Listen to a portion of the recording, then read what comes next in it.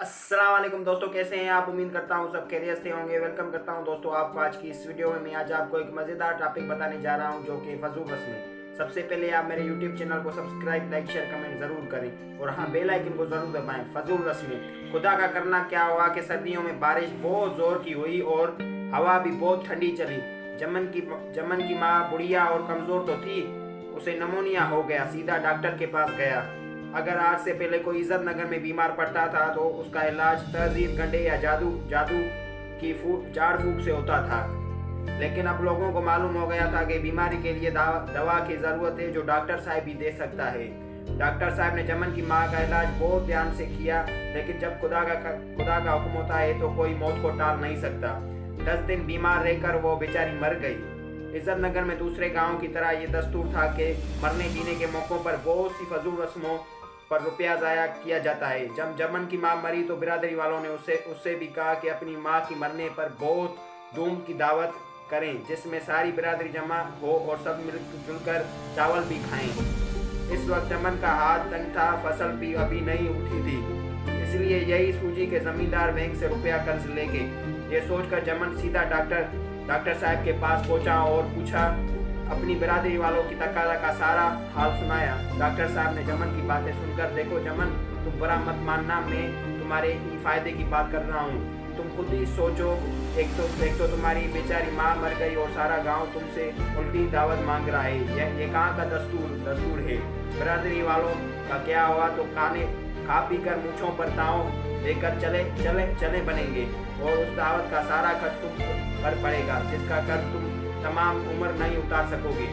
मैं कर्जे लेने से नहीं रोक रहा, लेकिन कर्जा ऐसे ही काम के लिए लो जिससे तुम्हें फायदा हो। उस दावत से तुम्हें क्या फायदा होगा।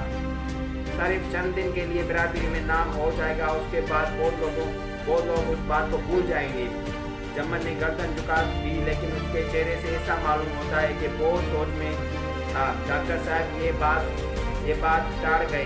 उनको समझ में एक नई बात आ गई। उन्होंने जमन से कहा कि क्यों जमन, तुम्हें याद है कि जब जमींदार बैंक हमने खोला था कि सब बिरादरी ने मिलकर कसम खाई थी कि साहूकार से कभी रुपया कर्ज नहीं लेंगे।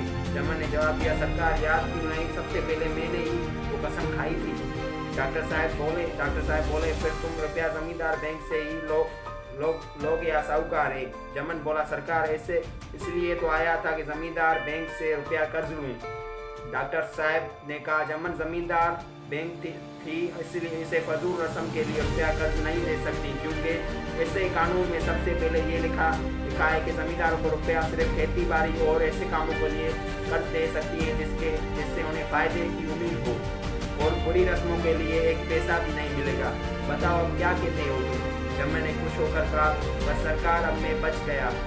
अब मैं बिरादरी से जाकर कह दूंगा कि रुपया मुझे उस दावत के लिए कर्ज नहीं मिल सकता और साहूकार से लेने के हमने कसम खाई थी।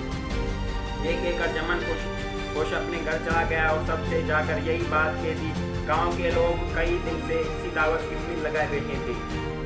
सब बहुत खफा हुए। बहुत लोगों ने कहा कि ना करने की 100 बहाने हैं, 150 रुपए के खर्चे भागते हैं। किसी ने कहा कि पुरानी रस्मों का रवाज तोड़ रहा है, इसकी सजा जमन को आज नहीं तो कल जरूर मिलेगी। गर्ज जितने मुंह उतनी बातें, सबने ही तो उसको बुरा कहा, लेकिन जमन पर डॉक्टर साहब की बातों का ऐसा असर हुआ था कि उसने किसी की परवाह नहीं की, बल्कि बस मुबासा से हर एक को समझाया।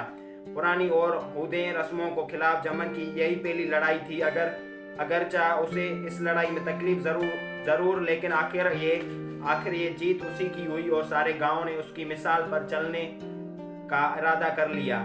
अब इज्जत नगर में शादी, बयान या मरने जीने की फजूल रस्मों पर रुपया खर्च नहीं होता।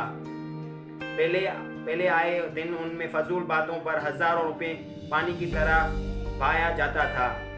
अब यही रुपया दूसरे अच्छे कामों में लगाया जाता है।